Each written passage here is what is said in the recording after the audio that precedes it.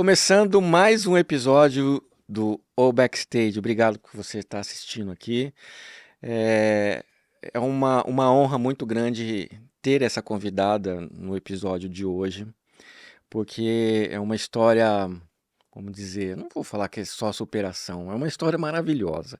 A gente vai conhecer mais sobre ela, sobre a vida dela, sobre os projetos e tudo mais. Então, assim, vale a pena você ficar aqui até o final.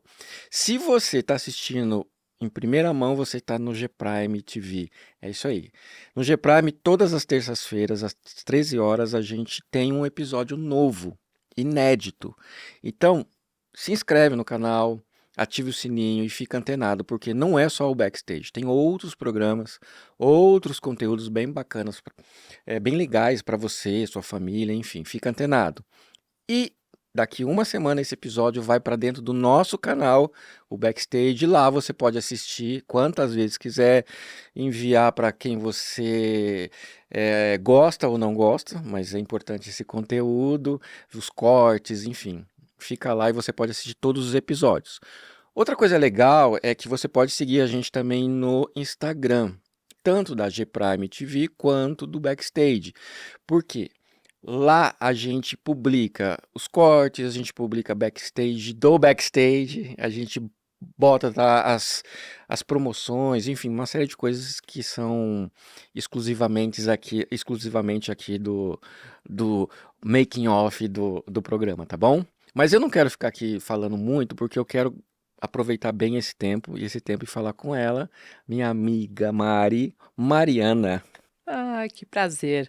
Sidney, que alegria estar aqui com você nesse programa incrível, que é tão importante a gente olhar para nós como nós somos, né? Porque às vezes as pessoas olham para a gente, vê a nossa posição, vê a gente sorrindo Sim, e não sabe quanta coisa nós passamos para chegar até aqui, ou então quantas lágrimas vieram antecedendo esse sorriso, né? Então eu sim. quero te agradecer para a gente poder usar esse tempo para a gente conversar sobre a minha experiência, que eu acho que cada um pode identificar dentro das suas dores, né? Eu estou Sim, falando da minha maior dor, né? Mas se a gente for aqui perguntar para todo mundo que nos assistem, todo mundo que nos assiste, todo mundo tem uma dor, isso é certo, né? E agora o desafio é o que o fazer com que essa fazer? dor, né? Como lidar com essa dor, né? Então, quem é a Mariana, né? A Mariana, ela desde novinha sempre foi aquela criança boazinha, sabe? Que Foi viveu aquela. sempre tranquila, não, pelo que minha mãe fala, não dei trabalho, e era boa aluna. Aí eu comecei a namorar cedo, e aí eu nem imaginava que ia ser o meu marido, porque a minha vida foi seguindo tão linearmente. É mesmo? Então o Fábio foi o primeiro Foi o primeiro namorado. namorado, e assim, a gente viveu assim, adolescência, juventude juntos e nos casamos. Então você fala, uau, que história, Que né? história. Tranquila. E a Mariana depois fez a faculdade de medicina, fiz as residências. Eu engravidei da Giovana, depois engravidei do Rafael e fala, uau, que vida tranquila, Vamos. né? Parou, vamos por aí, porque tem muita água que passou debaixo dessa Eu ponte. só quis deixar vocês assim com, uau, o que ela quer falar? Uau, o que tem por aí pra acabar com essa história de cosconde de fada? Mas, Mari, lembrando aqui na época que nós nos conhecemos, eu acho que isso tem aí o que, uns 15 anos, mais ou Ai, eu acho menos. que é. Uns 15 anos, quando eu te conheci, né, num grupo que a gente tinha de amigos, e naquela época você já era médica. Me conta um pouquinho dessa época, assim, você era médica especializada, como que você... Isso, quando a gente se conheceu, eu acho que eu estava fazendo a residência de cardiologia, né? E aí era uma Sim, dinâmica muito intensa, né? De estudos, de plantões, sobreaviso. Então, assim, era uma carga muito grande, né? E agora eu vou destrinchar essa vida linear, né? Parecia linear, mas era uma vida de muita cobrança, né? Não somente cobrança da dinâmica, né? Do profissional, mas também minha cobrança. Porque sim, Mariana queria fazer tudo certinho, né? E isso, a que preço, né? Então, assim, eu me cobrava, como médica, eu falo, eu não posso errar, né? sim, E eu não devo errar mesmo, mas eu não falo de errar a ponto de fazer mal para um paciente, mas erros pequenos aos olhos dos outros, mas que para mim tomavam uma proporção muito grande. Uhum. Então, assim, isso não começou na residência, já veio desde, né, lá da Mariana pequena. Só que eu fui perceber depois, porque até então era uma vida que eu considerava normal, né? Porque isso fazia parte da Mariana. Eu achava que isso era normal. Pode ser até comum no meu dia a dia, mas não é normal. Eu demorei para Sim. perceber isso. E aí depois eu fiz a residência de ecocardiografia, né? E também foi um tempo assim muito desafiador. Eu conheci profissionais assim muito bons profissionalmente, mas foi um desafio a convivência, né? Ah, é. Porque é uma personalidade assim difícil que precisa se afirmar, eh, humilhando o outro, sabe? Então, Nessa área da medicina ah, tem essa questão do ego? infelizmente Porque a gente tem, imagina que né? para você ser um médico, o seu lado humano é tão mais forte que o lado racional, a empatia, porque, né, você está lidando com vidas, É, mas mesmo nessa área tem infelizmente. essa briga do ego. É, como em toda área, né, porque pessoas são assim, pessoas estão em todos as frentes, né, profissionais, mas infelizmente na medicina também tem, né, e eu sou a Mariana que tem essa visão, assim, romântica da não romântica, mas essa idealização, Sim, né, de uma medicina humanizada, de uma medicina que tenha empatia, um relacionamento médico-paciente, médico-médico, até porque somos todos médicos, né, embora tenhamos hierarquias de cargo, mas somos todos, profissionais da saúde e sim. qualificados para isso.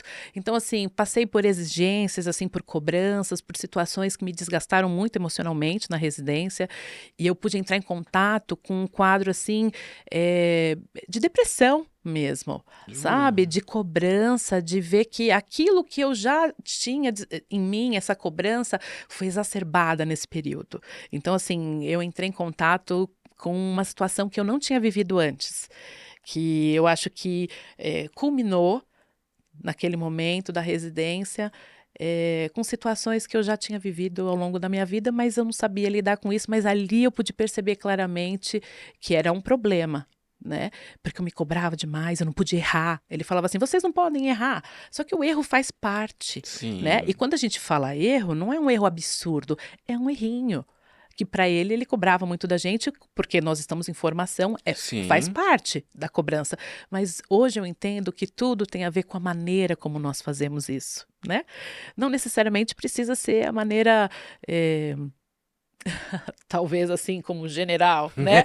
Pode ser como alguém que quer ensinar mesmo de uma forma Sim, mais acolhedora, explicando que faz parte, o erro faz parte e que a gente vai fazer de tudo para não errar, claro. né?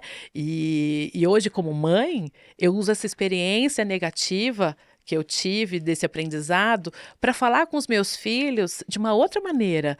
Eu não tive, meus pais nunca me trataram assim dessa forma, sempre me ensinaram de uma forma carinhosa e acolhedora. Então, quando eu tive essa realidade, foi um confronto mesmo, e algo que não existia para mim antes, Uhum. mas que despertou algo de prejudicial que eu já tinha em mim, que era essa cobrança, né? Então a gente vê que você acha que essas características sua lá da infância, elas vieram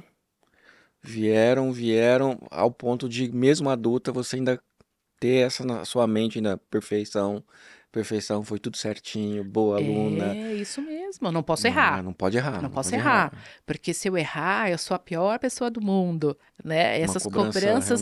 realmente. Só que aí eu percebi que já virou algo assim prejudicial, né? Porque eu comecei a entender que o erro faz parte. E como eu volto a falar, né? Um erro assim de coisas Sei, sutis. O erro faz parte do dia a dia. A gente tenta melhorar da próxima vez e ficar mais atento para não errar. Então, e como tudo na vida, né? A gente faz de uma maneira e você fala, não, não foi da melhor forma, eu posso fazer melhor. Só que assim, essa possibilidade de corrigir, de fazer melhor, eu não tive. Eu era só recriminada, estava errado, você vai sim. errar. E aí isso eu percebi que foi assim um limite para mim. Mas aí em algum momento você chegou a pensar de falar, não, não é pra mim.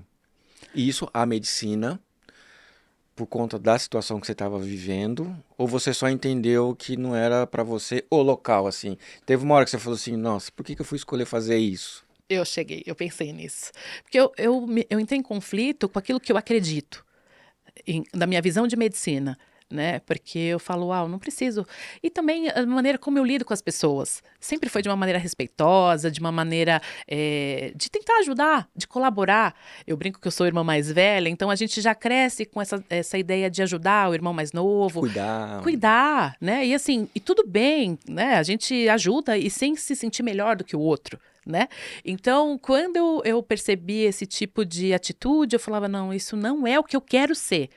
Então, eu sabia que eu estava lá para aprender com bons profissionais, mas eu tinha certeza que eu não queria ser daquela maneira, né? Nem agir daquele jeito.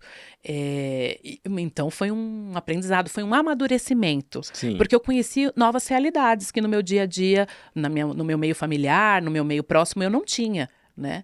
Então, foi um amadurecimento, assim, foi um marco, né? E aí, nesse período aí assim, de grande cobrança e conflito, teve algum episódio, algum acontecimento que você presenciou e que reacendeu a chama? Você falou, nossa, é isso mesmo que eu quero, é a medicina. Aconteceu alguma coisa assim que te marcou, que de repente te falou assim, não, peraí, eu vou continuar passando por isso porque vale a pena. Tem. Todos os dias, porque eu gosto muito, eu amo a minha profissão, né? E independe de onde eu estou. Se eu estou no hospital passando visita, naquela época eu passava visita também, ainda fazia residência. E eu amo paciente, eu gosto de conversar com os pacientes, porque eu sempre quis entender quem é aquela pessoa que eu estava atendendo, Uhum. quem era aquela pessoa que eu estava fazendo exame, né? Porque eu estava fazendo uma residência para fazer ecocardiografia, então era o exame. E eu tinha um exame que a gente fazia, que é um exame um pouco mais complexo, que o paciente fica uns 40 minutos com a gente e faz a medicação e faz o exame. E era o exame que eu mais gostava de fazer, porque o paciente conversava, eu conversava com o paciente. Era uma terapeuta. Não deixa de ser. E aí eu percebia muitas vezes que a queixa que o paciente trazia, aquela dor dele, poderia ter uma origem muito mais profunda. Porque você via que a queixa, a queixa que eu quero dizer é o que o paciente traz, Sim, né? Esse sim. é o nosso termo, né? O que o paciente traz para nós, explicando como é a dor dele, ela é alguns casos ela é atípica, né? Não que isso não seja patológico, tem que investigar, tanto é que ele estava ali investigando. Mas quando você conversa com o paciente, doutor, é um aperto que eu sinto aqui e tal, dá mais à noite, em repouso, quando eu tenho uma angústia, eu falei assim, aí eu lembro desse paciente me marcou, né? Essa paciente, desculpa. Eu falei assim, é tipo uma vontade de chorar? Aí ela começou a chorar, porque o meu filho saiu de casa. Ah, E olha. aí, ela conversou, e eu fiz o exame dela. E aí, no final, ela olhou pra mim e falou assim, doutora, eu tô me sentindo melhor. Aí eu falei, chora quando precisar, né? E eu estava ali como a Mariana Pessoa, Uhum. né? Ouvindo uma outra pessoa, né? Não só a médica fazendo exame de um paciente. E o exame foi realizado do mesmo jeito e foi negativo o exame dela para isquemia. Mas o que eu quero dizer com isso é que a gente precisa olhar do outro lado da mesa. Tem uma pessoa ali.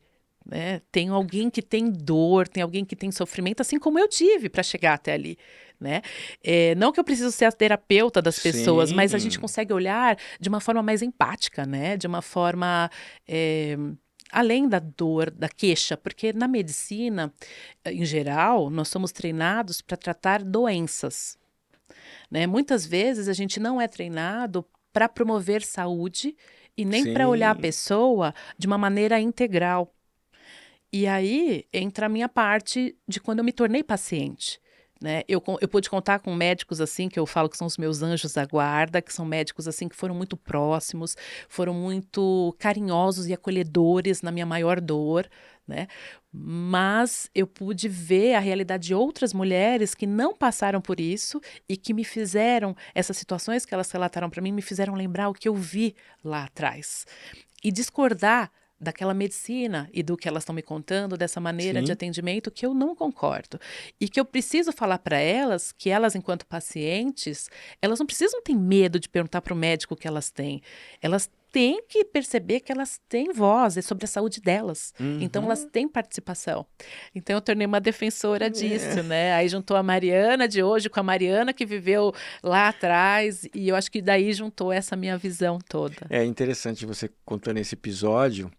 é que no mundo corporativo, né, hoje está bem assim, o pessoal fala, atrás de um CNPJ tem um CPF. E aí a gente vê mais, atrás de um CPF tem uma pessoa. Ou Exato. seja, você executou muito bem o lado profissional, que é fazer o exame da forma correta, porque você estudou, porque você eliminou, ou seja, você usou toda a sua profissão, sua técnica, para executar ali. Mas, porém, o seu coração fez com que a sua paciente fosse curada, vamos dizer É, assim. isso. Então, eu acho que isso é legal, porque assim, independente da profissão ou do que você estiver fazendo, né, é importante a gente entender que do outro lado tem uma pessoa que às vezes só quer ouvir. Sim, Só exatamente. quer ouvir. É muito legal essa. Talvez era o remédio que ela Era o remédio precisava. que ela precisava. É, talvez era só isso que ela precisava. Porque o que a gente vê, como eu gosto de conversar muito com os pacientes, eu ouço muitas histórias, né? Então, muitas vezes as pessoas moram numa casa com uma família numerosa, mas muitas vezes estão sozinhos. Porque ninguém ouve, ninguém valoriza o que a pessoa fala. Assim, tem casos e casos, mas Sim, no geral cada um tá vivendo sua vida, né?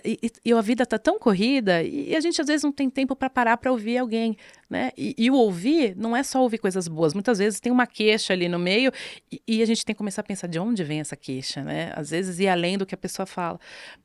Mas assim, nós estamos vivendo um mundo muito técnico. Né? Nós uhum, precisamos sim nos preparar tecnicamente, cientificamente, temos que ter conteúdo, e sermos bons naquilo que nós fazemos, mas nós precisamos entender que nós não somos uma médica, né, um profissional, enfim, a gente tem que entender que nós somos um todo. Eu sou a Mariana, você é o Sidney. Então a gente tem a nossa parte humana e tem a nossa parte técnica. Então, quando a gente consegue integrar essas duas partes, eu acho que aí é a chave. Eu acho que é aí que faz diferença na vida das pessoas, independente da área que cada um atrui, sim. sabe? E é interessante também, assim, ouvindo você, é onde a gente vai chegar daqui a pouco, é porque pode ser que em algum momento você esteja do outro lado da mesa. Exatamente. Do outro lado. Então você precisando do coração aberto da outra pessoa para poder te ajudar. É muito inspirador isso, né? Mari, antes da gente começar a partir para essa fase que Uhum. você passou, para a gente escutar a sua história, uma última pergunta, assim, que o pessoal sempre gosta de saber e tudo mais.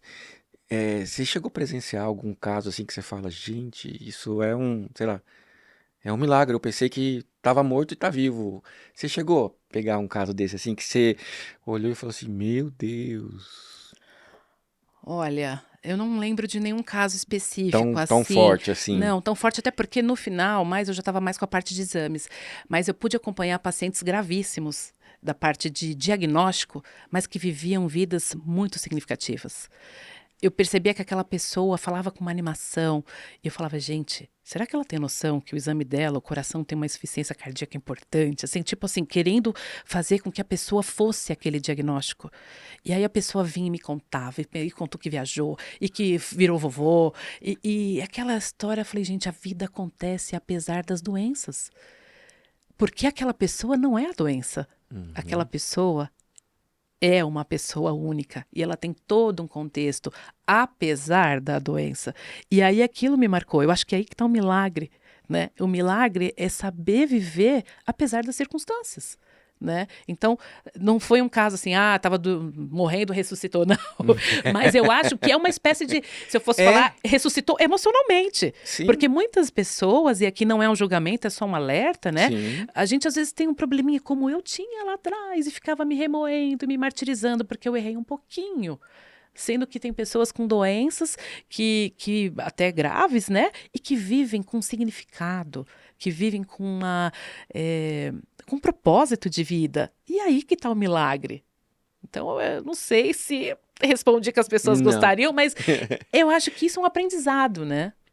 Eu acho que muitas pessoas vão ser mais impactadas por entender essa questão de você viver esse milagre do que aquelas que presenciaram realmente uma ressurreição assim de alguém que está morto vivo. É, Mas é legal, é bom ouvir isso.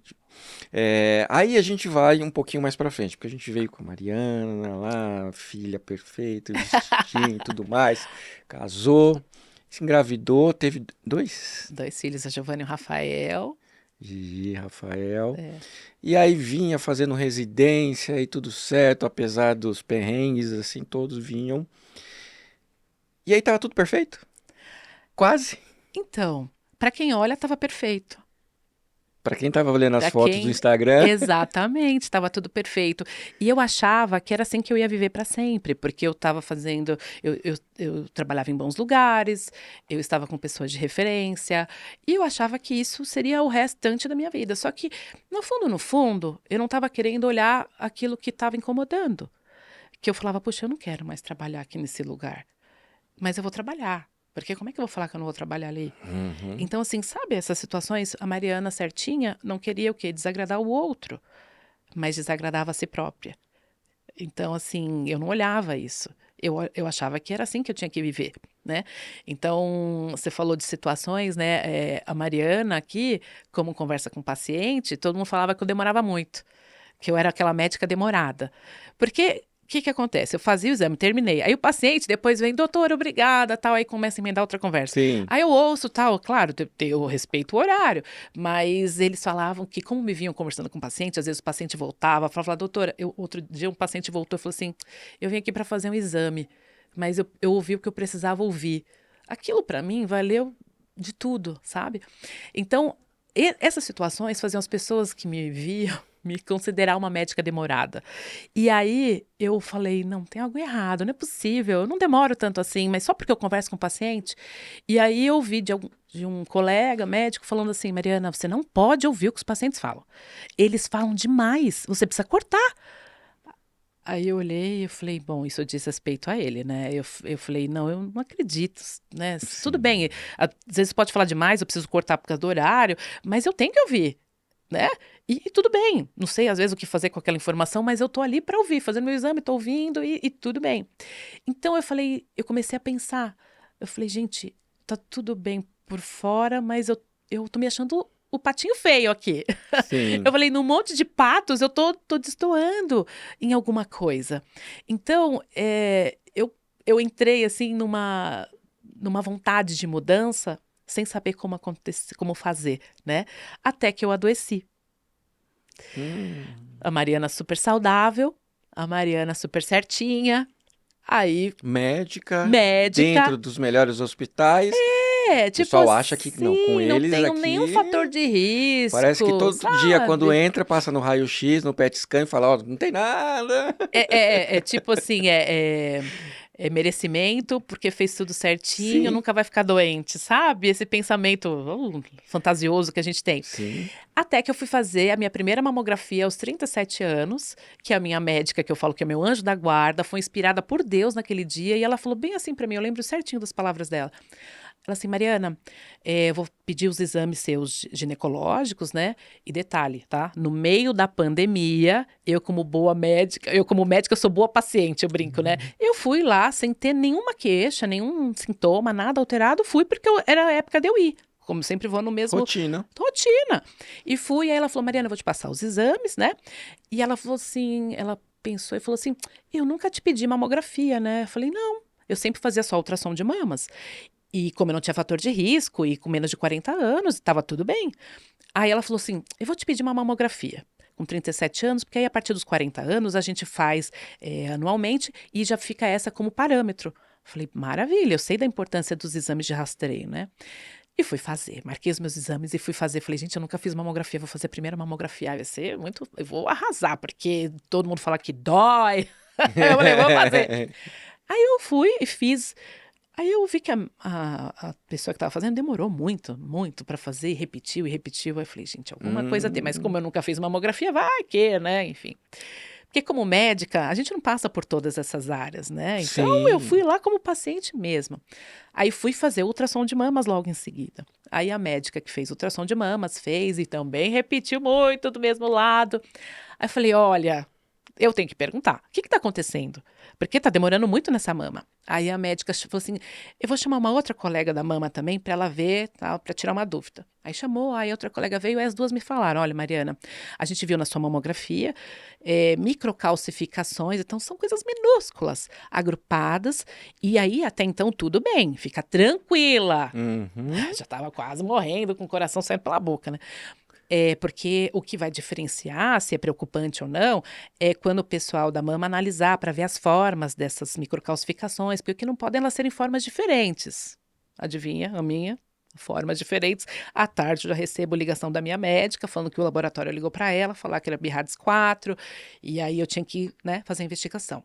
Aí ela falou, Mariana, eu vou pedir uma biópsia. E detalhe, eu estava com viagem de férias marcada, sabe aquela viagem que você programa o ano todo, né? Aí eu lembro que eu fiz o exame na quinta. Aí quinta tarde eu recebi a notícia que eu tinha que fazer a biópsia. Aí a minha médica falou assim: vai viajar tranquila, quando você voltar a gente faz. Não tem esse desespero. Sim. Ah, imagina se eu ia aguentar. Falei, não, vou marcar para hoje se der. Aí eu lembro que eu corri, consegui um encaixe, porque teve uma desistência para o dia seguinte. E aí fui fazer a biópsia. Só que assim, contando, rindo, foi um desespero já no dia do exame, né? Eu acho que ali, quando eu ouvi isso da mulher, eu ainda tinha, da médica, eu ainda tinha outros exames para fazer, mas ali o meu mundo, assim, acabou. Né? O meu chão se abriu e eu falo que eu caí num buraco escuro, assim, uma queda livre que eu não via o fim do poço. E eu estava ali sozinha, num desespero. Eu lembro que a volta para minha casa foi algo assim assustador, porque eu olhava ao redor e eu falava, meu Deus, será que eu vou viver? Porque eu como médica, sabia que BIRADS 4 é algo muito preocupante e Tá. que tinha, sim, a chance de ser câncer, né? Cheguei em casa, eu lembro que eu abri a porta, o meu filho, que tinha 1 ano e meio na época, estava aprendendo a andar. Eu lembro que ele veio assim, todo andando, cambaleando. Eu olhei para ele, eu caí num choro, que ninguém entendeu, né? Aí eu abracei ele, entrei. Na pandemia, meu marido estava trabalhando de casa. E assim, eu não costumo interromper as reuniões dele, mas nesse dia eu bati, ele achou estranho, ele viu que eu estava chorando. Aí a cena dele pedindo licença e tirando o fone. E aí eu não sabia, eu estava explodindo, eu precisava contar, porque eu estava em desespero, né?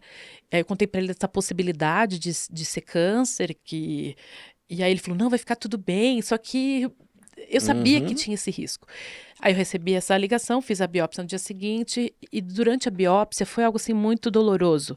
Não pela biópsia em si, né? Eu digo que a anestesia permitiu que a Tá. biópsia até fosse indolor, mas a dor que eu senti na minha alma foi o choro que eu tive, assim, que eu nunca tive na minha vida. Eu acho que tudo aquilo que eu queria chorar na vida, eu chorei ali.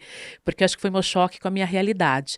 Eu acho que foi De ali nem que eu tudo é perfeito. entendi. Nem tudo é perfeitinho. Exatamente. E ali que eu entendi sobre a minha vulnerabilidade. Porque eu me achava, acho que a mulher, com muita humildade eu falo isso, mas eu acho que eu me achava uma mulher maravilha, sabe? Assim, a mulher que não ia ter nada, que dava conta, aconteceu uma dificuldade, o chefe, não sei o quê. Eu dava conta, eu resolvia de alguma maneira e seguia a vida, mas eu fui perceber que ali eu entrei em contato com a minha finitude, que é algo que assusta demais. Eu tinha medo de morrer, né? Medo de morrer não só por mim, mas pelos meus filhos, Uhum. né? Eu falava, gente do céu, sem mãe.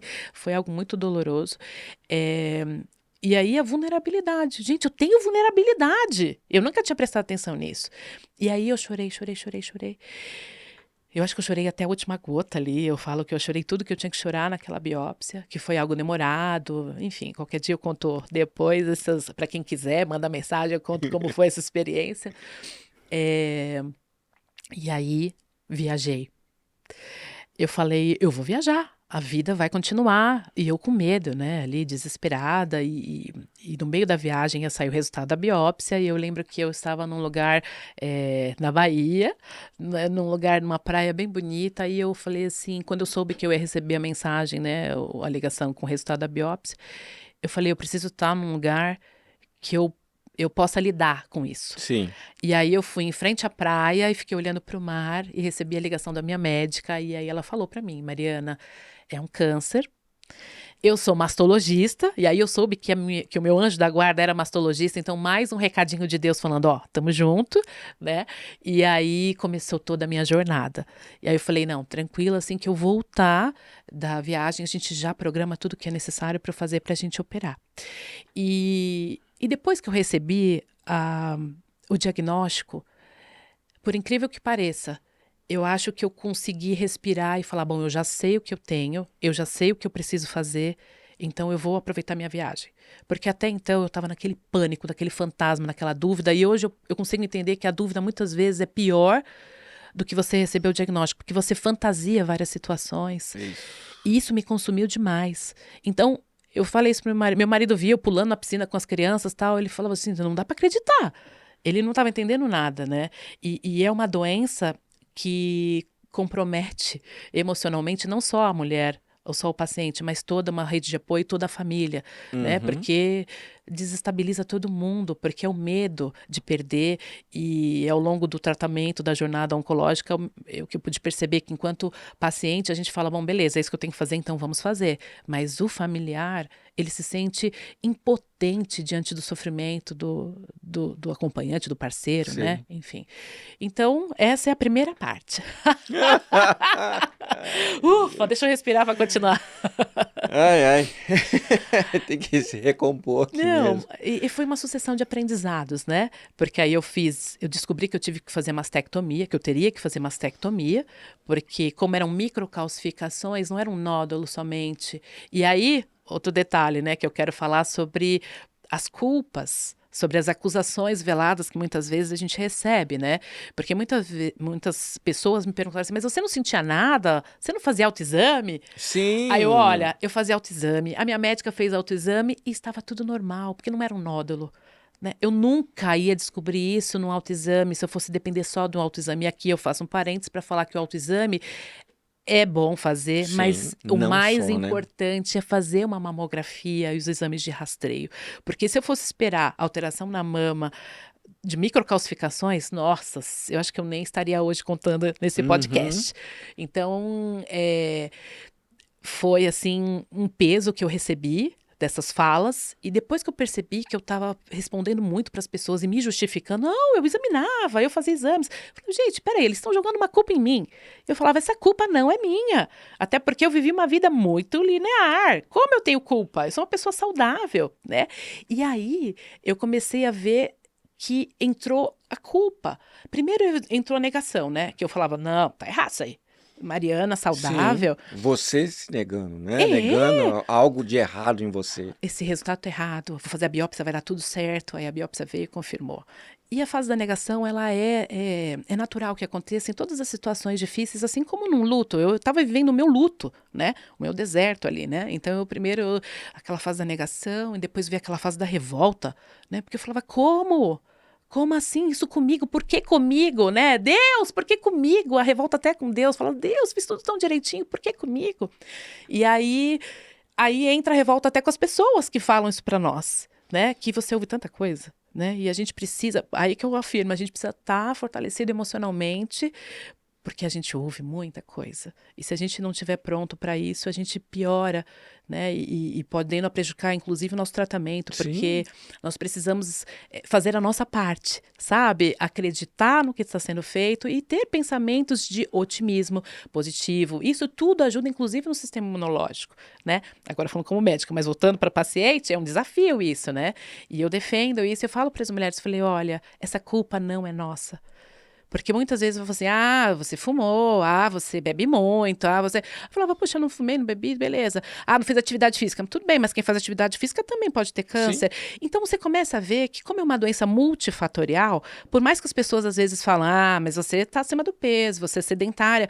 Ufa, eu preciso me blindar e falar, não, não, essa culpa não é minha. Aconteceu, porque existe a chance, né? Eu não tenho nenhum histórico familiar e hoje a gente sabe que somente 10% aproximadamente tem a ver com a parte da genética, então os outros 90% tem a ver com estilo de vida e várias outras coisas.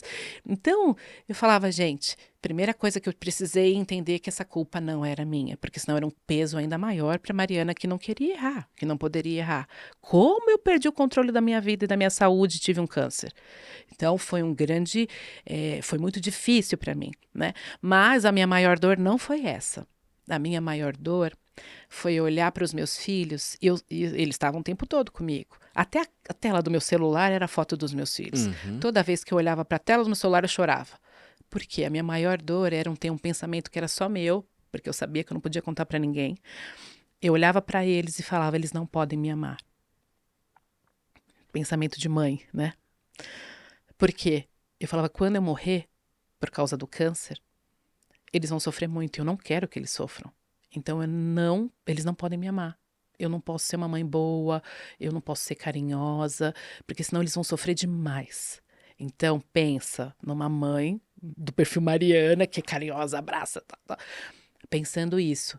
Eu não conseguia falar isso pra ninguém, nem pro meu marido. Porque eu falava, se eu falar isso pra alguém, vai falar o quê? Que eu sou louca, Sim, né? Mas era uma dor.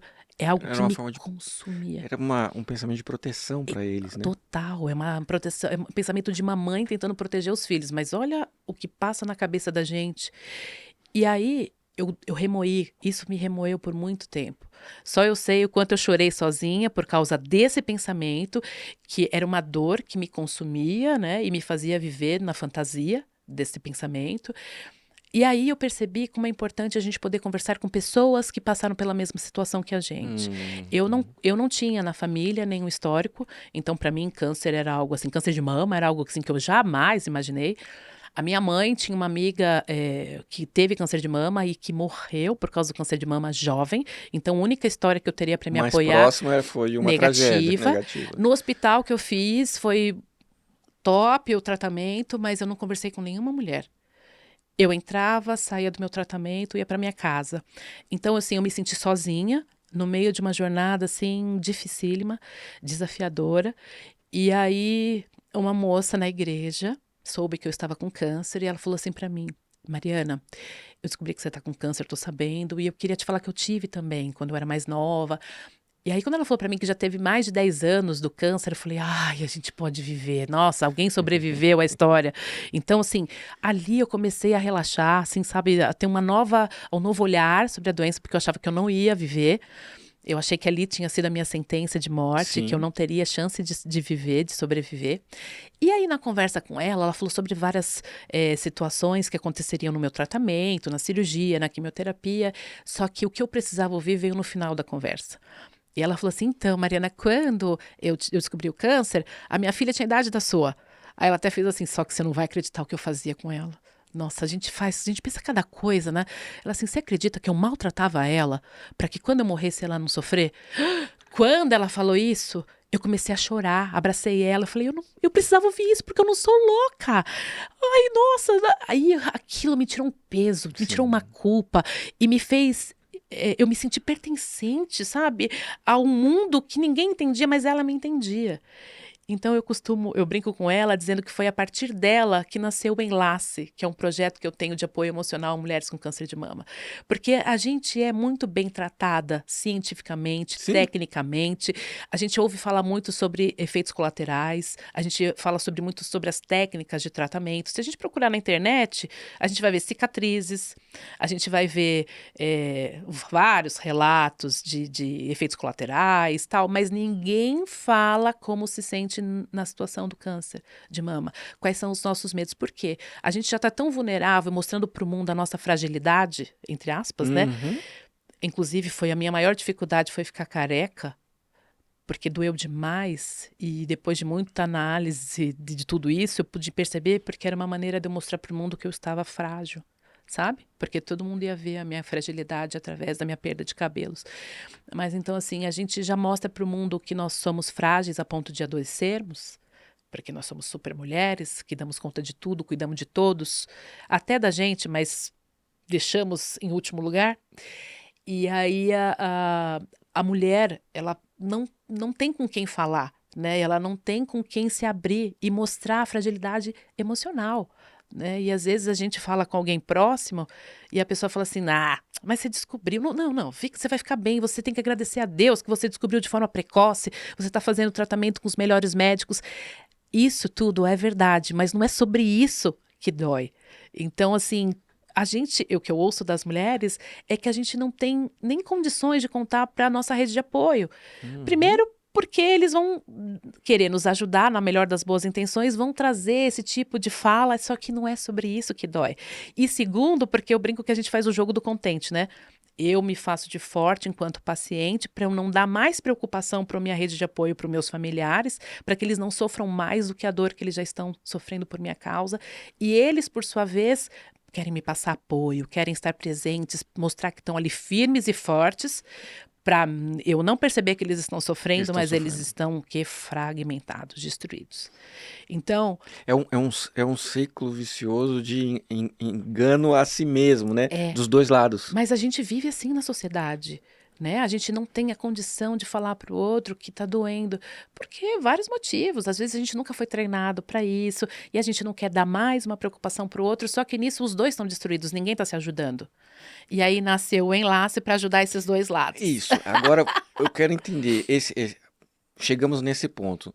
O que é esse projeto? Nasceu e você percebeu todo isso que acontecia com você, e aí você falou, não, a gente tem que agir de uma forma diferente. Exatamente. Por quê? Ainda tem mais história para contar. De uma forma bem resumida, 4 meses depois do término do meu tratamento, minha mãe fez um exame e identificou uma imagem minúscula num ultrassom de mamas. Sugestivo, fez a biópsia, câncer de mama. 4 meses depois do término do meu tratamento.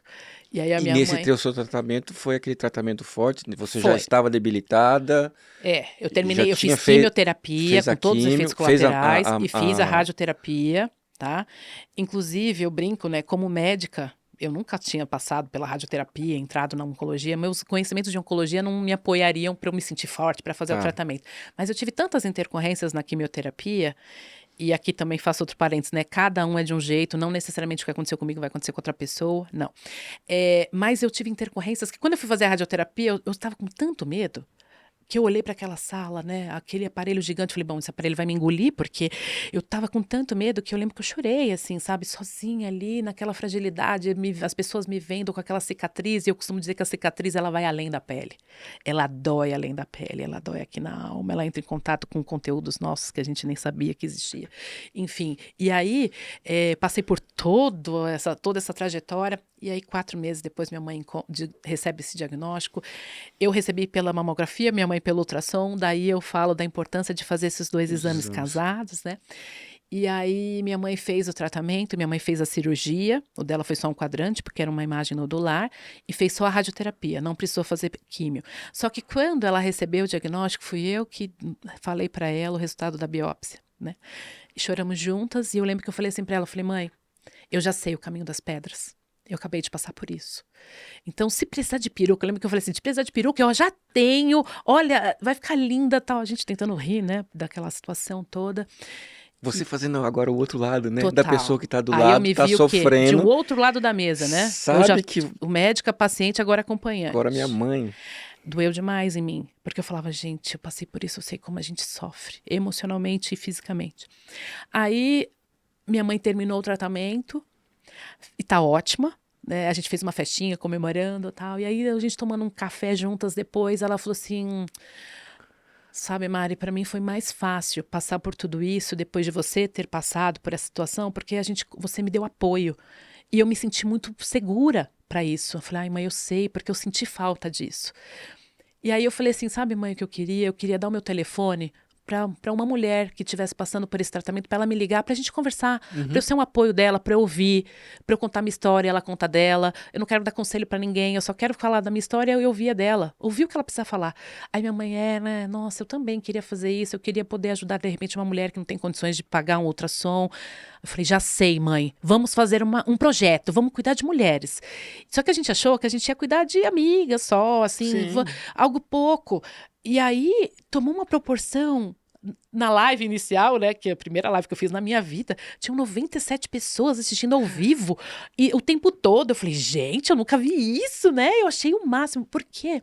A gente contou a nossa história nessa live, então muitas pessoas queriam entender, porque hoje, Sidney, eu percebo que todo mundo tem dor. o que as pessoas querem ver em nós quando passamos por um câncer ou por uma situação é como nós lidamos com essa dor. Então, quando as pessoas me viam assim, com um pensamento positivo, eu chegava lá na quimioterapia sorrindo, passava mal horrores depois, mas eu chegava sorrindo, eu brincava assim, se não for para causar, eu nem venho. E as enfermeiras davam risada, e aí meu médico falou assim, Mariana, de novo? Eu falei, mas tem que ser assim comigo, senão não tem emoção. Eu falei brincando.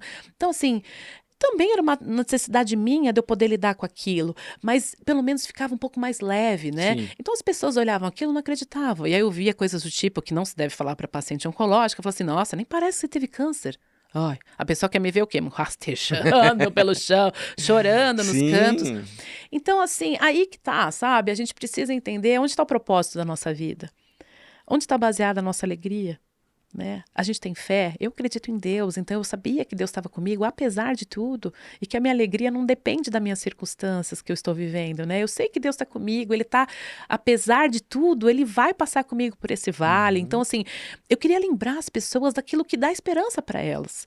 E aí nasceu o projeto chamado Enlace, porque eu falei, mãe, eu vou bolar um nome, e tudo eu que bolei, né? Pensa, uma médica fazendo parte de publicidade, tinha tudo para dar errado, mas deu certo porque eu acho que eu fiz com coração, né? Porque eu falava assim, eu quero um projeto que tenha um nome que pareça um abraço, porque é isso que eu quero ser para aquela mulher. Eu quero ser o abraço quando ela recebeu o diagnóstico, eu quero ser o abraço para ela chorar quando ela não der conta, eu quero ser o abraço que vai encorajá-la a fazer o tratamento dela do jeito que ela der conta, e quero ser o abraço para falar, você é capaz, e eu sei que está doendo. Pode falar para mim que está doendo, porque eu não vou te julgar, eu não vou responder, eu vou te ouvir. Nasceu o Enlace. E aí, a maneira como a gente faz... E aí nasce vocês duas fazendo lives, assim, tipo, É. lives para poder ouvir. Eu queria fazer... Ou você já iniciou com uma forma estruturada? Não, você falou, vamos eu pensei lançar. em tudo, é o meu lado publicitário. Pensou em tudo. Eu falei, eu quero fazer rodas de conversas, porque era o que eu queria ter participado. Eu queria ter ouvido mulheres, queria ter ouvido histórias, queria ter ouvido sobre como ela viveu aquela dor, queria ter ouvido uma mulher que com 10 anos já estava lá firme, bonita, e eu ver que tem luz no fim do túnel. E aí, o que eu fiz? Uma roda de conversa de repente, virtual. não chorar tanto com a questão dos filhos como você chorou Exatamente. por um período. E eu falo, Deus agiu na minha dor, Ele sabia exatamente o que doía, colocou um anjo dele ali para falar, e eu falei, eu quero ser essa pessoa para outras pessoas, sabe? E cada uma sendo na vida de outra mulher, porque se a gente puder ajudar uma mulher, cada uma ajudando uma, nossa, vai ser diferente para muitas mulheres, né?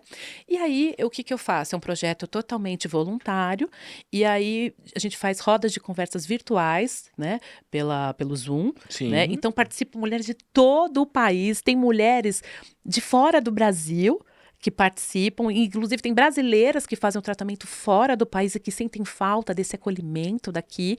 Jamais imaginei viver tudo isso. Então, nós temos encontros quinzenais, né? Onde nós temos a roda de conversas, onde eu sou a mediadora, então ali cada mulher fala aquilo que ela precisa. Tem gente que entra quietinha porque naquele dia só quer ouvir, tem gente que conta, tem gente que está radiante porque terminou o tratamento, tem gente que está ali chorando porque acabou de receber o diagnóstico. E nessa troca, a gente se fortalece, porque o próprio grupo, ele é poderoso nesse cuidado, né? Essa troca de conversas, inclusive, faz com que cada mulher se aproxime. São super desconhecidas, cada uma no seu canto, mas se tornam tão próximas e se cuidam entre elas. Isso a gente fala que é fundamental. Isso torna o efeito positivo do tratamento, assim, algo exponencial, né? Porque a gente precisa fazer a nossa parte. Os médicos costumam dizer, olha, eu faço 50%, outros 50% é seu, mas eu não estou dando conta, como é que eu vou fazer a minha parte? Então, só que aí ninguém olha para essa parte. Ninguém olha para aquela mulher que está do outro lado da mesa, que está com medo de os filhos não amarem, de morrer e os filhos sofrerem porque amam a mãe. Tem mulheres que os maridos abandonam porque não dão conta, e a mulher se sente culpada, porque quando a gente passa por uma cirurgia, a gente na autoestima. Sim. É mama, é cabelo, é unha que fica descolada, fica escura, a gente muda. Então, assim, a gente não perde só a mama, a gente não perde só o cabelo, a gente perde a nossa autoimagem, a gente perde a nossa autoestima, até o amor próprio, muitas vezes. Então, se a gente não ressignificar tudo isso, nós não damos conta. Só que, assim, não dá para jogar isso para um médico. É muita coisa para ele ver. Então, por isso que é importante essas redes de apoio. E eu brinco que das minhas faltas, eu criei um enlace. E propósitos se aproximam, né? Pessoas que têm isso como propósito de ajudar outras pessoas, a gente se aproxima. E foi aparecendo voluntários. Eu tenho um grupo de psicólogos que fazem acolhimento emocional, porque eu recebo várias mensagens, falam, Mariana, eu não tô dando conta, eu tô com medo. É isso que eu ia te falar hoje, a estrutura, de como que tá essa estrutura, assim, porque começou com uma live para vocês trocarem Isso. informações, Aí a gente tem um e Instagram. aí, exatamente, e aí você veio com esses voluntários não são só voluntários que passaram Não, pela doença, né? não. Alguns são, sabia? Sério. Muitas mulheres que passaram pelo câncer de mama foram acolhidas pelo Enlace e hoje são voluntárias, porque perceberam a importância. Aí você fala, puxa, uma psicóloga passando por uma rede de apoio, sendo acolhida por outras mulheres, sim, porque além de psicóloga, ela é uma mulher que está sofrendo com câncer de mama. Só que assim, no começo eu tinha poucos voluntários. Uhum. Na própria live eu recebi muitas mensagens. Mariana, eu sou professora de dança, eu quero ser voluntária do Enlace. Mariana, eu faço aromaterapia, porque eu já tinha esse olhar integrativo. Eu queria ir além do tratamento convencional, porque o nosso tratamento tem vários efeitos colaterais. E como a gente vive com isso, né? Então, por que não associar outras técnicas, né, que são complementares Sim. e cientificamente comprovadas para ajudar no bem-estar? Por que não trazer isso para nossa realidade? E aí você fala, como é que você faz isso de forma virtual? É só querer fazer.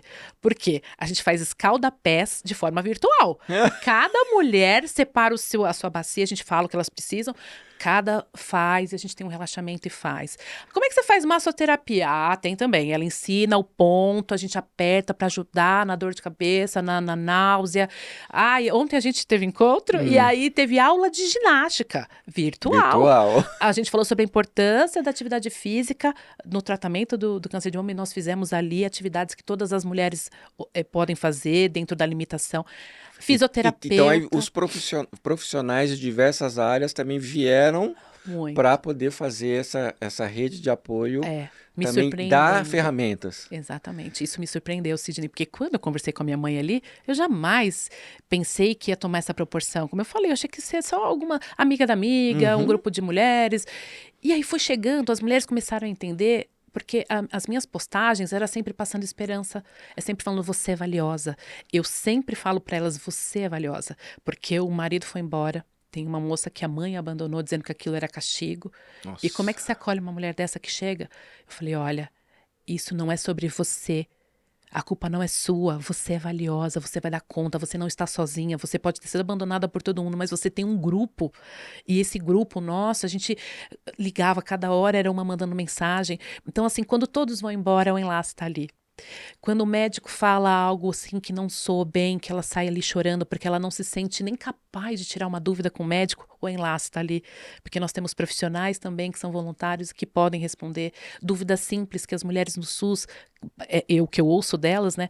Cada vez que elas vão na consulta, é um médico diferente com que elas passam, então elas não têm aquele vínculo. E cada um fala só o básico. Dúvidas simples. Eu levo a meia de compressão? O que eu levo para o hospital? Às vezes ela não sabe. E o enlace ajuda.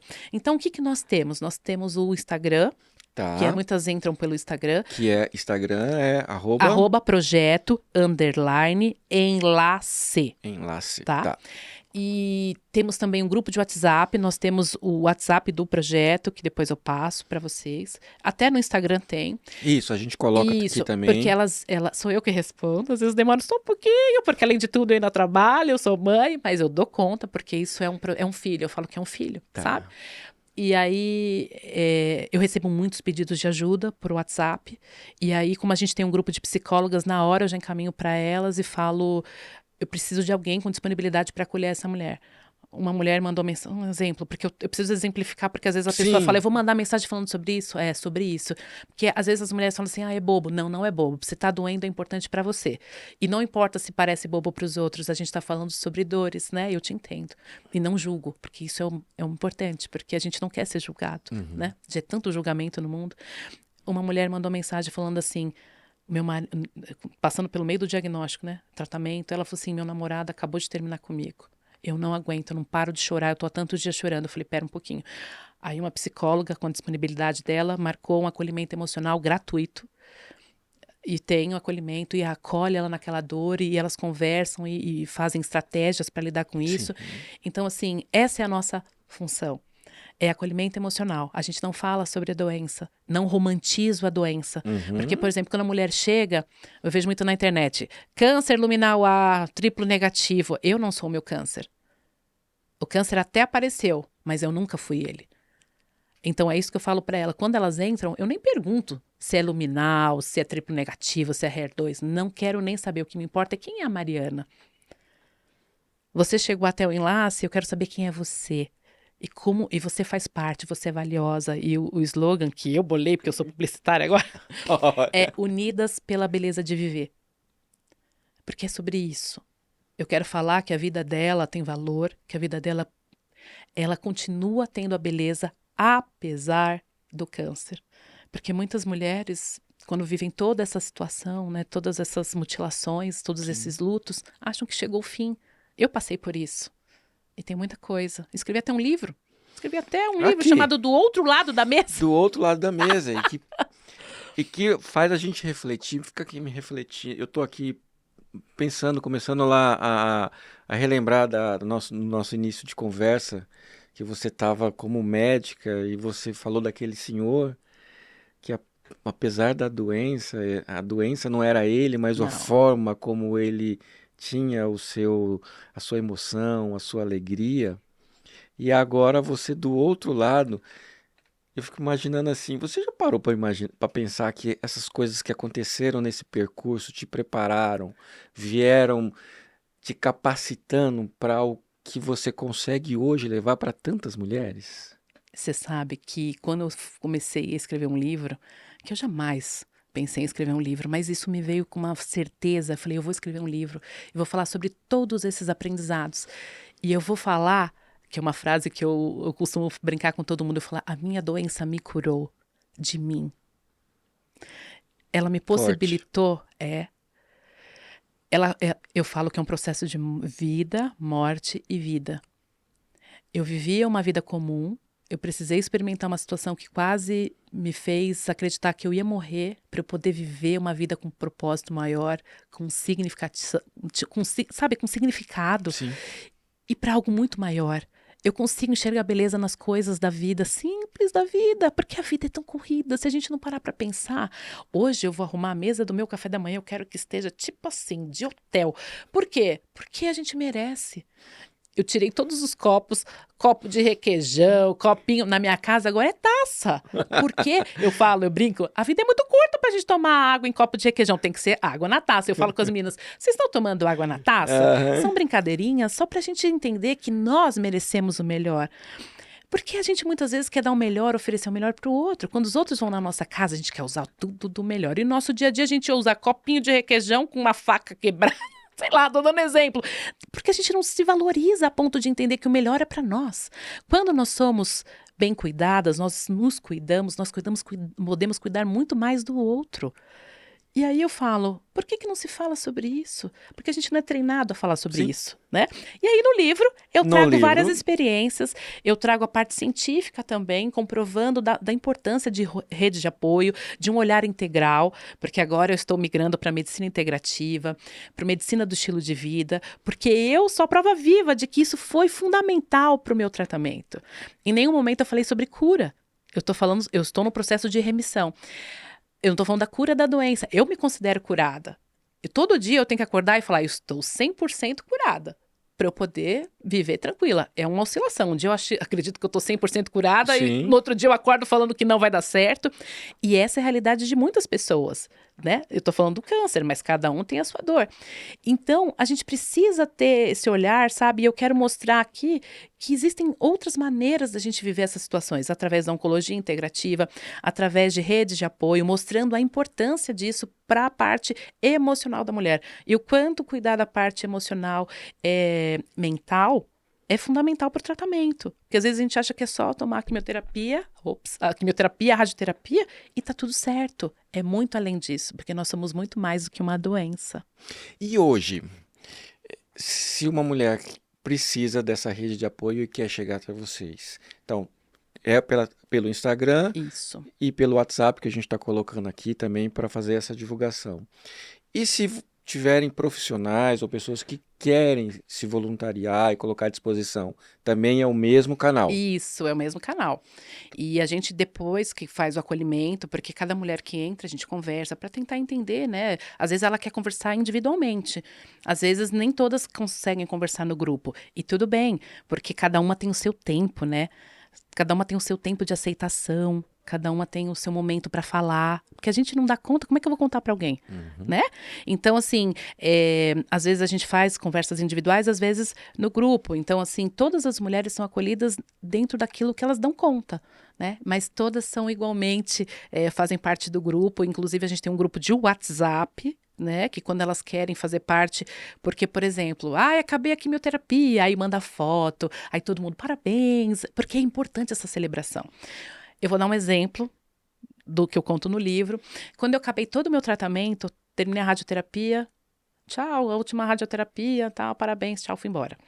Saí radiante, fiz uma festinha na minha casa, cantei até parabéns com as crianças, porque eles entendem que festa é parabéns, né? Aí eu comprei lá um bolinho, cantando parabéns, porque eu terminei a radioterapia, beleza. Aí quando eu fiz o enlace, eu comecei a perceber que elas me mandavam vídeos com o término da radioterapia, tocando sino, e eu chorava. Falei, nossa, tô tão emocionada por ela. Falei, gente, mas por que eu choro toda vez que eu vejo alguém tocando sino? Eu não toquei o sino. Aí mandei mensagem pro meu médico.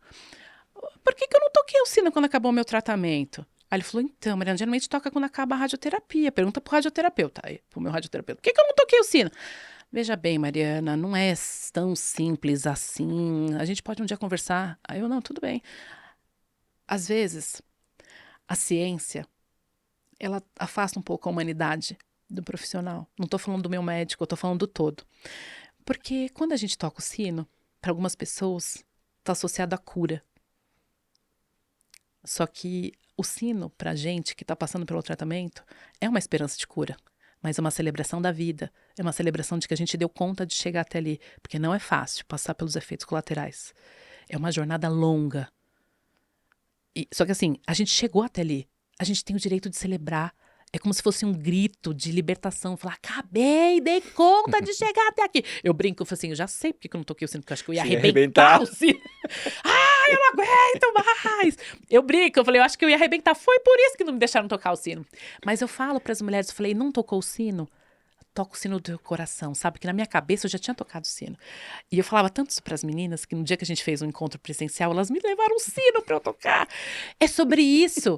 É sobre saber o que estava doendo em mim e cada uma se ajudar. Então, assim, são situações que só quem passa entende. Entende. Talvez quem está só do outro lado, olhando a ciência, que não garante 100% de cura e tudo bem. É igual quando o meu médico me coloca lá nos questionários lá, nos scores dele, né, para falar de cura. Você tem 95% de chance de cura. Falei, beleza, 95% é bastante coisa. Eu tive uma recidiva. Falei, como eu tive a recidiva se eu tinha 95% de chance de cura? Fiz tudo do melhor, de mais avançado. Eu falava para ele assim, eu não sou 5%. Eu fiz tudo certinho a minha vida toda, né? Isso é um papo para outra outro podcast, não acabo nunca. Mas é isso, eu falava, e quando eu passei pelo tratamento de novo, ele falou 95% de chance de cura. Eu falei, não quero saber desses scores. Eu sou 100% de chance de cura. Porque a gente precisa acreditar nisso. Senão a gente não vive, senão a gente fica com o fantasma da doença e não aproveita a vida enquanto nós estamos vivos. A gente se prende nos 5% e não vive os 90%. Exatamente, é uma possibilidade. Mas é isso, sabe? A importância da gente olhar para situações desafiadoras e buscando ressignificar. Dar exatamente um novo significado. E viver como a vida se apresenta e não como a gente idealiza, né? Assim, eu fico tirando para mim muitas coisas dessa nossa conversa, assim, muitos insights e você falando, né? Você teve aí esses dois lados, né? A doença física e a doença, vamos falar assim, uma doença da alma. Sim. E que a física te proporcionou a cura da doença da alma. E que, na verdade, acho que é isso que importa mais, né? Total. Quando a gente fala de viver bem. Que é aquilo que você mesmo disse lá. A doença não é a pessoa. Não. Ela está lá, mas não é a pessoa. Exatamente. Então, assim, o câncer pode até ter 5% de chance, mas eu tô curada. A Exatamente. minha alma tá curada, né? Então, assim, é um processo lindo de escutar, de É. ver e como que você passou por tudo isso, né? E os planos para o Enlace, como que é? Vocês vão continuar com a questão só virtual? Vocês imaginam ter uma Então, sede, construir um clube, fazer uma eu viagem penso espacial? espacial é legal. Eu penso grande. Como é que vocês estão estruturando? Como que você está estruturando isso? É, Ou ainda é uma coisa que você ainda está não, esperando assim, muitas pessoas querem contribuir financeiramente, por exemplo, mas eu Uhum, falei, puxa, eu não quero receber dinheiro de ninguém, sabe? Eu, assim, não quero, porque por enquanto tá com pessoa física, né? A Mariana cuidando. Então a gente tá vendo para se tornar um instituto, para tá. poder receber doação, fazer o perfil lá de transparência, o portal de transparência, sabe? Para fazer algo bem direitinho, porque é nisso que a gente acredita, sabe? Na verdade. Então, assim, a gente quer transformar. Eu brinco que a gente vai fazer enlace em todos os lugares e eu falo que cada mulher é um enlace. Cada mulher no seu hospital, onde está fazendo a quimioterapia, a radioterapia, é um enlace. E tanto é que elas falam, tudo que a gente comenta, elas falam, Mariana, eu também quero mandar flores, porque a gente manda Uhum. flores. Porque a beleza da vida, no dia da cirurgia, ela precisa lembrar que ela não é o câncer, que ela vai fazer radioterapia, vai passar por momentos difíceis, mas a gente está ali com ela e ela é linda como aquela flor, né? E aí uma mulher falou assim, Mariana, eu levei uma flor para ela, igual vocês fizeram comigo. Eu falei, perfeito. E o que eu faço? Nada, só fica ali. Ela precisa saber que você está ali, Ali. só, né? Então, eu falo que todas podem ser um enlace onde estiverem, né? Mas eu penso de ter um Mas lugar, em termos né? de instituição, De esse instituição. seria o processo mesmo. Isso, a Abrir gente ainda está uma. pensando se vai ter uma sede, porque se eu colocar, por exemplo, uma sede só em São Paulo, e a mulher que está lá em Pernambuco que precisa tanto da gente, eu ainda estou nesse processo, eu ainda não Tá. sei os futuros, mas eu super aceito voluntários e aceito ideias, porque eu falo que o Enlace nasceu ali comigo com a minha mãe, mas ele é feito a várias mãos, a Uhum. todos aqueles que vierem para fazer parte dessa rede de apoio, porque é de todas e para todas, né? Então, isso é incrível, E o sabe? livro? Onde que o pessoal encontra o livro? O livro você encontra pela Literary Books, né? Aí Tá. você pode comprar no site da própria editora, mas nas principais editoras. Você pode comprar no site das principais livrarias, desculpa. Livrarias. Livrarias. Então, assim, na Amazon, inclusive, a gente fez uma promoção pelo mês das mulheres. Que Então, legal. assim, várias vezes a gente vai fazer algumas ações, né, com o livro, para que ele possa chegar onde ele precisa chegar, para levar esperança para as mulheres. E não é só para as mulheres, é para o familiar, é para um acompanhante, é para os profissionais da saúde. Então eu falo sobre os vários lados da mesa, né, e sobre a minha experiência. E a minha história vai permeando todos esses relatos, né, porque é o que você falou, né? Foi muito interessante a gente falar desde lá de trás, porque tudo me levou a isso, né? E eu não consigo mais ver como seria a Mariana sem o enlace, sem tudo que eu vivi, né? E voltando a falar, né, sobre os propósitos de vida, a gente está aqui, a gente acordou, a gente está vivo. Então, assim, a gente tem que aproveitar o que a gente tem hoje. Porque a gente, às vezes, passa fazendo tantos planos para o futuro, e realmente temos que fazer, nós Claro. temos que ter objetivos, mas nós não podemos deixar de viver o presente. Isso até vai melhorar na ansiedade. A gente vai focar agora e vai falar: bom, é assim que eu posso, então é assim que eu vou fazer, sem muitas cobranças desnecessárias. Então, a Mariana agora é outra Mariana. Você nem sabia que eu tô assim, né, Sidney? Porque há 15 anos atrás eu não era assim. A minha médica fala assim: eu entendo o que você tá querendo dizer. Tipo assim, não é que você mudou da água pro vinho. Aí eu falei, não, também não, né? Ela falou assim, eu entendo, você é aquele vinho que com o passar dos anos foi aprimorando. Eu Foi falei, melhorando. adorei, achei chiquérrimo esse exemplo. Então é isso, que nós possamos ser vinhos refinados pela dor, sabe? Como o diamante que precisa passar ali Uhum. pela pressão, ser lapidado, ter partes mutiladas para se tornar mais valioso. E eu me vejo assim. E eu falo isso para as mulheres. E, com tranquilidade, não me achando melhor que ninguém. Não, é para reconhecer que eu sou valiosa, você é valioso, Sim. você que nos ouve. Às vezes o mundo. São tantas distrações que a gente não lembra que a gente existe. E às vezes, ao longo da nossa vida, a gente vai colocando tanto entulho em cima da gente que a gente não se acha mais. Aí quando a gente começa num processo terapêutico, ou então uma doença que vem, né? E eu faço terapia ainda bem, né, há muitos anos, eu vou tirando cada entulho, aí eu lembro que existe alguém muito valioso ali, e aí quando a gente se reconecta com a gente consegue viver de uma forma mais leve, mais significativa. E apesar do câncer, você consegue até escrever um livro. Olha só, Então eu olha quero só. desafiar cada um na sua dor, olhar aquilo que dói e olhar e falar: o que que eu posso fazer com isso? Porque a dor, os desertos, o deserto é um lugar de passagem, né? E a dor, ela nos proporciona criar soluções que talvez nos leve a caminhos que a gente jamais imaginou. Então aproveite a caminhada, né? Desfrute, somente Desfrute. desfrute. Mari, obrigado mais uma vez por ter vindo contar a Ah, sua história. eu que agradeço. É, a gente vai colocar aqui todas as informações possíveis que a gente puder para poder compartilhar isso para algumas mulheres que precisam, para suas famílias. Uhum. Pode contar com a gente Ei, aqui, obrigada. para escrever mais livros e a gente vai divulgar. Daria para fazer aqui milhares de perguntas ainda, trazer mais. Não vai faltar oportunidade. Mas quem tiver pergunta, coloca no WhatsApp que eu Coloca respondo. lá que responde. Obrigado mais uma vez por você ter vindo e Eu que aceito o convite. agradeço, eu que agradeço. Privilégio rever, né? Revê-lo e um privilégio participar daqui. Porque nós somos o que somos, porque nós temos toda uma bagagem, né? Verdade. Então que bom olhar para o backstage. Ah, obrigado. Ó, e vocês que estão aí assistindo, pega aqui esse conteúdo, manda. Se vocês lembram de algum familiar, algum amigo, alguma mulher que esteja passando por uma situação, manda, deixa ela ouvir a história da Mari, deixa ela pegar aqui o contato para buscar essa ajuda, elas estão lá para isso. Então, assim, manda esse conteúdo, manda e espalha para o máximo de pessoas que você puder. Obrigado mais uma vez por ter ficado aqui até o final e a gente se vê no próximo episódio.